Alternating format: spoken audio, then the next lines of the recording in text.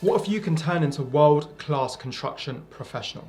The first thing you got to know is, number one, that you can do that. You have to believe in yourself that you can go from wherever stage you are to a world-class construction professional, right? A lot of people, when they try to get to world-class, if they want to get to world-class, they kind of do this. They kind of go round and round and spin around. And that's part of the journey to get there. But what we want to do, and why we've got this channel on our platform, is that we want to get you there as efficiently, as effectively as possibly. We don't want you to waste time doing this and this. We want to give you the shortcuts, the tools, the tactics, the strategies to get there. And one of these videos, all of these videos here we've got are for that reason. So I mentioned the word world class. What does that mean? Right, let me take you through a quick ranking system. So number one, you've got GOAT. You've got the greatest of all time. We don't know who that is in the construction professional. We may never find out. Then number two, you've got elite. Okay, they are incredible and they're in the top 1%. Then you've got world class. And world class is essentially the top 5%. And then you've got pro, and pro is the top 10%. So essentially what we want you guys to do is get to the top 5% of the construction industry with the right practices, the right tools, the right guidance, with the right people around you, right support systems, right infrastructure. You can get there, and it is easier than you think. It just involves, like a rocket is going into the air, it involves a lot of fuel to lift off. Once it's lifted off, it kind of just floats and it goes, and it doesn't require as much energy as it did when it was lifting off. So that's the first thing. So construction professionals are bottlenecked by three things.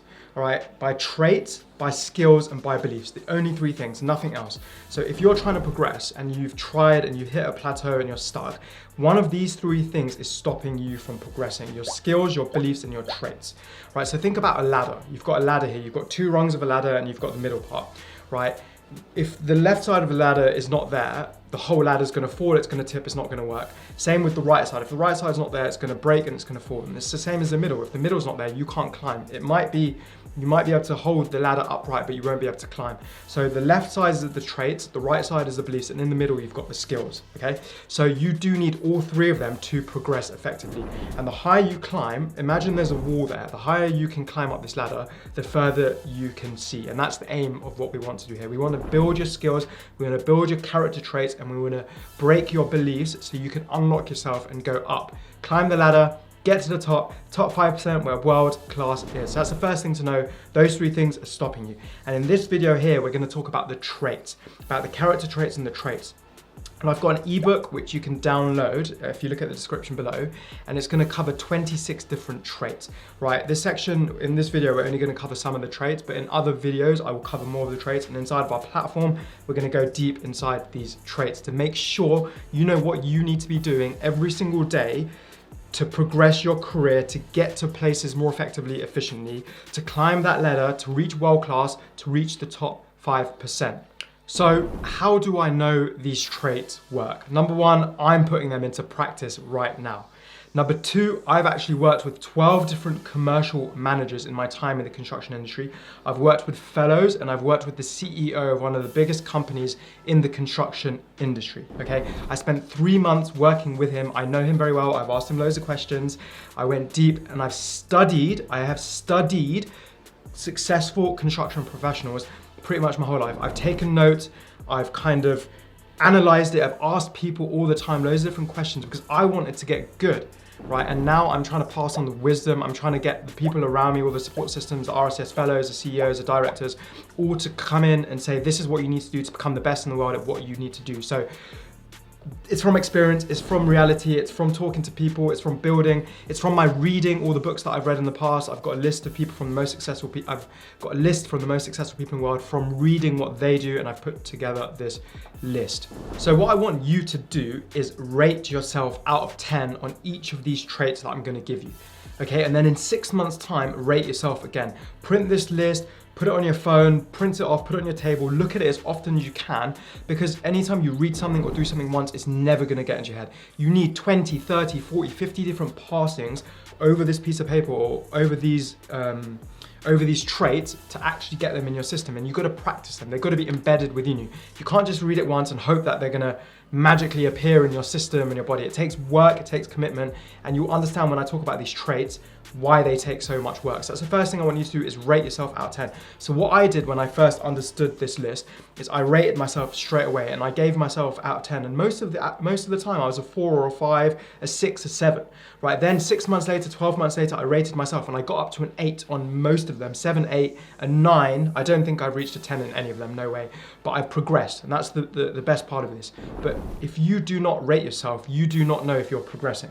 So make sure you look at this list, rate yourself, watch this video, take notes, rate yourself out of 10 on all of these things, and then 6 months time, rate yourself again when you start putting them into practice. If you don't rate yourself, you won't know how far you've come, you won't get motivated.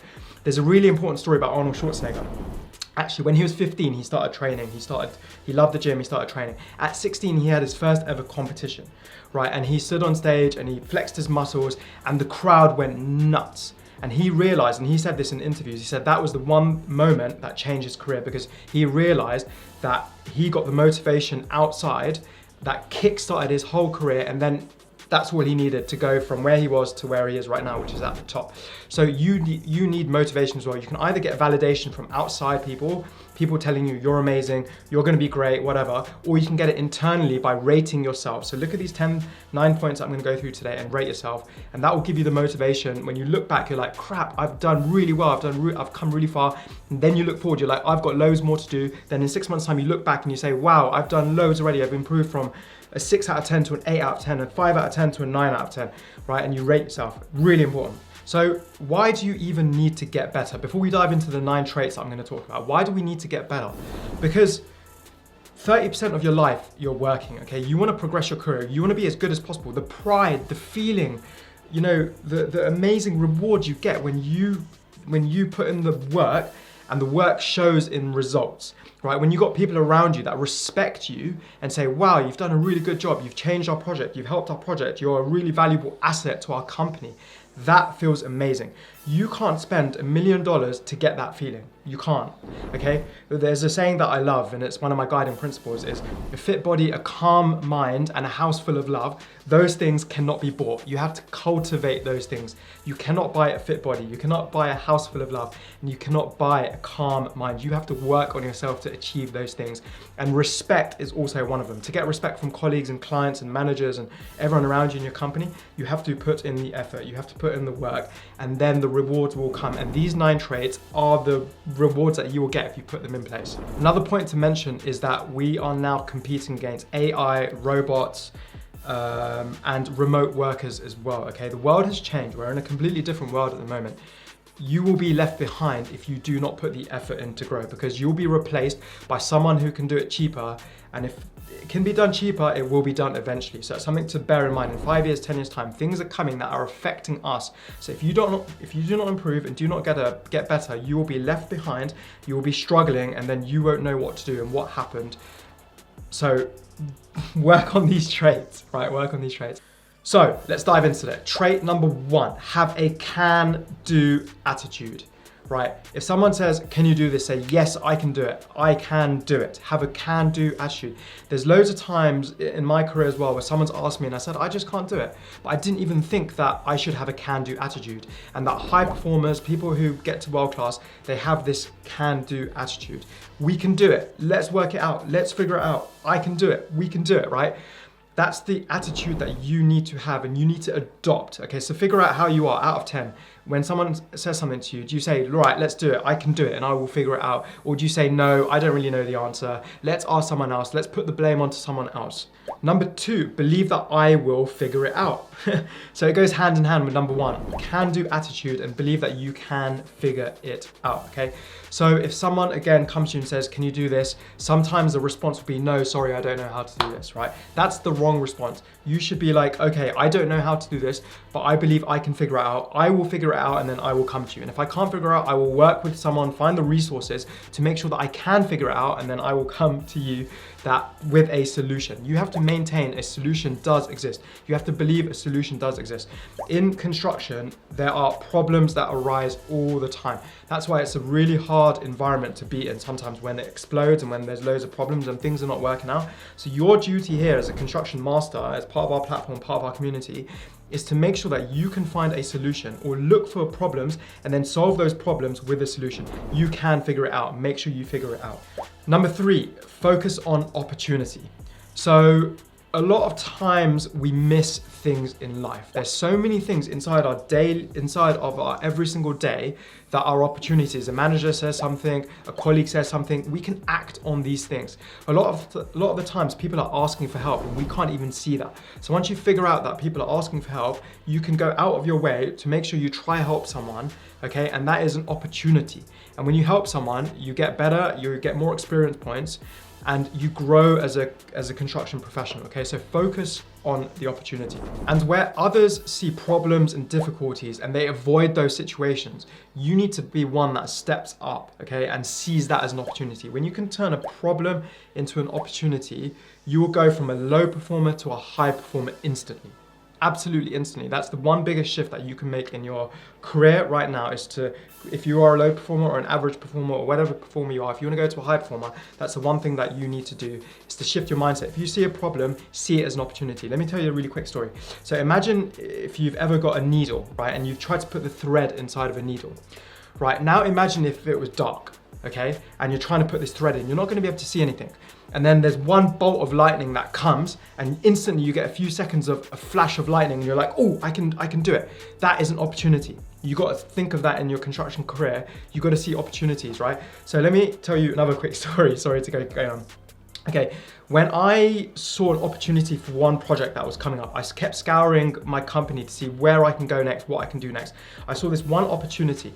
This one opportunity accelerated my career by about 5 years, okay? I went from working on a big project with loads of different people to a small project with a team of 5, and we're building a big primary school, right? And I was a central part of the whole team. I was the commercial lead for that project, okay? And the experience I gained, I was no way ready for that project, but I took it. I saw the opportunity and I fought for it. I went to the commercial manager of that project about 7 times and I said, I need this project, I need this project, I need this project. Here we go, let's have an interview, let's find out. Interview me, see what I can deliver for you guys, okay? I saw the opportunity. If I hadn't seen the opportunity, I would have still been on this trajectory. But taking this opportunity, I accelerated my career by years because the experience I got from that project was insane. It was insane. It was the best experience of my entire life. So take those opportunities and find them. Number 4, love challenges. So you can see there's a theme here that's running across all of these. Find the opportunities, love the challenges, say you've got a can-do attitude and figure things out, right? Love challenges. Again, when someone sees something as an annoying burden of pain, I want you to see it as a challenge and say, I'm ready for this, I'm gonna take this on, I'm gonna make sure I deliver this really, really well, okay? So every challenge becomes fuel for you. The aim of construction, again, is to solve problems, but also when you solve problems, you get experience points. And you want to try gather as many experience points as you possibly can, and you can't gather experience points if you don't take challenges. A challenge that I took was the project that I just mentioned. When I took the opportunity, which was above my standard, I took the opportunity, I got better, okay? That was a challenge. I didn't know how I was going to do on that project, and I did struggle. I struggled a lot on that project, but I tried to keep fighting and fighting and fighting to make sure I developed my skills, my character traits, all of these things I'm talking to you about, to get to a place where I was able to deliver that project very well, right? So love opportunities. Also, another challenge is passing the RSS or taking the RSS. That is a massive challenge. It involves so many different pieces to come together. It involves you to rise to another level. Take that as a challenge on. Your career will grow. You will get better. Another challenge I had was working for the CEO, okay? He approached me and says, I want you to run my leadership conference for me as the sole person in the entire company. I was like, oh my God, I've got so much work to do. I've got this to do. You know, I was going for my chartership. There's so many things happening. I couldn't say no. It was a challenge. I took that challenge on. And I remember talking to my girlfriend at that time, called her after I had the conference. I said, that was probably one of the best experiences of my entire life. For an hour and a half, I was just talking and talking and talking, how incredible it was, how excited I was. That was because I overcame a challenge I did not think I can do, right? So overcome a challenge. Number 5, seek to solve problems. I've mentioned this a little bit before, but I wanted to reiterate again. So a lot of people, again, avoid problems, but I want you to adopt a mindset that you are going to be a problem solver. You're going to be a problem finder and a problem solver. That's the main thing. Look for problems, solve the problems. A lot of people avoid it. Make sure you don't avoid it, okay? One of the fastest ways to separate you from other people is to become a problem solver. I'm not going to say anything more about that. I think I've mentioned it before. Okay, number 6, persist until successful. So loads of people give up. I'm going to explain to you this emotional cycle of change, right? So you start off at the top and you're very optimistic. You're very like, wow, this is amazing. I can do this. Let's do this. This is, for example, if you have a challenge like the RSS, or if you're working for the CEO, or if you're taking on a big project that you don't know. In the beginning, you're like, wow, this is incredible. I can do this. Then you go down to the next step and then you're like, okay, this is still incredible. I can still do this. Then you get down to the 3rd stage and you're like, okay, I can't do this. This is the hardest thing I've ever done. Definitely can't do this. And then this is the place where if you persist, okay, if you persist over the obstacles, over the things that are challenging you, over the difficulties, if you persist, you get back up to this positive state where you now start feeling optimistic again, and then you get to success and fulfillment. Then you overcome things that you never thought you overcame.